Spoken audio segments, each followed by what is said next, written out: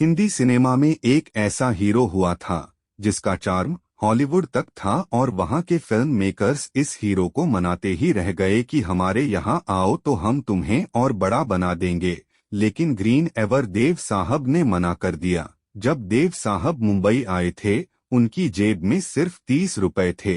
इसके बाद उन्होंने अपनी मेहनत और काम के प्रति निष्ठा से इन 30 रुपयों को लाखों में बदल दिया। देव आनंद का जन्म 26 सितंबर 1923 को पंजाब के शकरगढ़ अब पाकिस्तान में हुआ था। देव साहब को स्कूल में डीडी कहकर पुकारा जाता था। उनका पूरा नाम धर्मदेव आनंद था, लेकिन बच्चे उन्हें डीडी कहकर बुलाते थे।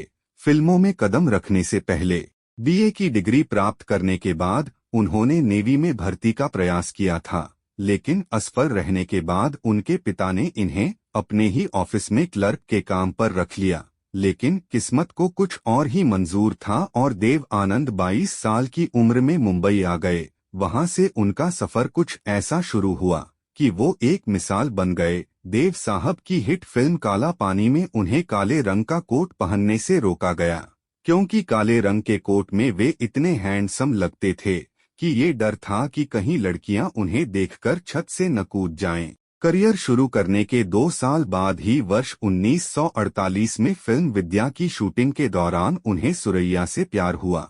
फिल्म के गाने किनारे किनारे चले जाएंगे में दोनों नाव पर सवार रहते हैं और नाव डूब जाती है। हीरो की तरह देव आनंद सुरैया को बचाते हैं और उसी वक्त उन्होंने सुरैया से शादी का फैसला कर लिया। देव साहब ने उन्हें फिल्म के सेट पर 3000 रुपए की एक अंगूठी देकर प्रपोज किया, लेकिन सुरैया की नानी इस शादी के खिलाफ थीं। हालात कुछ ऐसे बने कि देव आनंद और सुरैया की राहें जुदा हो गईं, लेकिन उसके बाद सुरैया ने किसी और से भी रिश्ता नहीं जोड़ा और वो ताउम्र कुंवारी रहीं। बता दें कि देव आनंद ने जो पहली गाड़ी खरीदी थी उसका नाम हिलमैन मिंक्स था। उन्होंने ये गाड़ी सुरैया के साथ की गई पहली फिल्म विद्या के पैसों से खरीदी थी। देव साहब की जिंदगी में तब कल्पना कार्तिक आ गईं। दरअसल गुरु दत्त की पहली फिल्म बाजी में देव आनंद और कल्पना कार्तिक की जोड़ी को लोगों ने खूब पसंद किया। इसके बाद दोनों ने कई फिल्में साथ की, जैसे आंधियां, टैक्सी ड्राइवर, 9-2-11।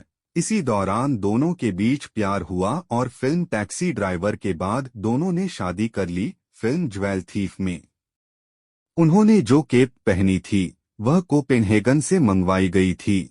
सुबोध मुखर्जी की फिल्म जंगली और नासिर हुसैन की फिल्म तीसरी मंजिल के लिए पहली पसंद देव आनंद थे, लेकिन निर्माताओं के साथ मतभेद की वजह से उन्होंने दोनों फिल्में करने से मना कर दिया। शम्मी कपूर को मौका मिला और वे बन गए याहू स्टार। देव आनंद एक ऐसे अभिनेता हैं जिन्होंने अमिताभ बच्चन को छोड़कर हर बड़े स्टार के साथ काम किया। अमिताभ बच्चन जिस जंजीर फिल्म से स्टार बने उसके लिए पहले देव आनंद को अप्रोच किया गया था।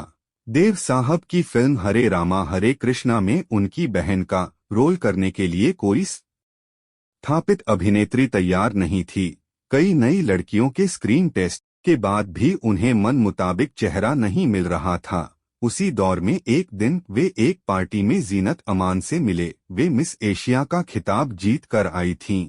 देव साहब उनसे बातचीत कर रहे थे कि जीनत ने उन्हें हैंडबैग से सिगरेट निकाल कर दी। उनकी यही अदा देव साहब को भा गई और उन्होंने जीनत को अपनी फिल्म के लिए साइन कर लिया। मोहम्मद रफ़ी ने देव साहब की बहुत सारी फिल्मों में उनके सदाबहार गीतों को अपनी आवाज दी है।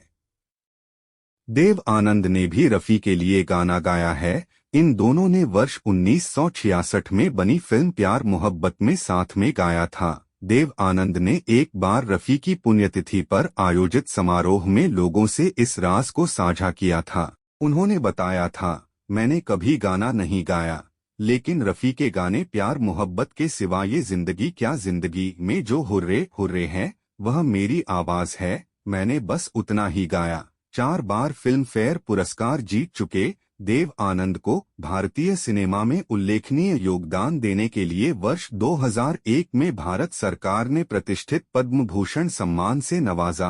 अगले ही साल यानी 2002 में उन्हें सिनेमा का सबसे बड़ा सम्मान दादा साहब फाल्के पुरस्कार प्रदान किया गया। मास्टर स्ट्रोक में आज बस इतना ही, फिर जल्द मुलाकात होगी एक और नए अध्याय के साथ। नमस्कार, आपका दिन शुभ हो।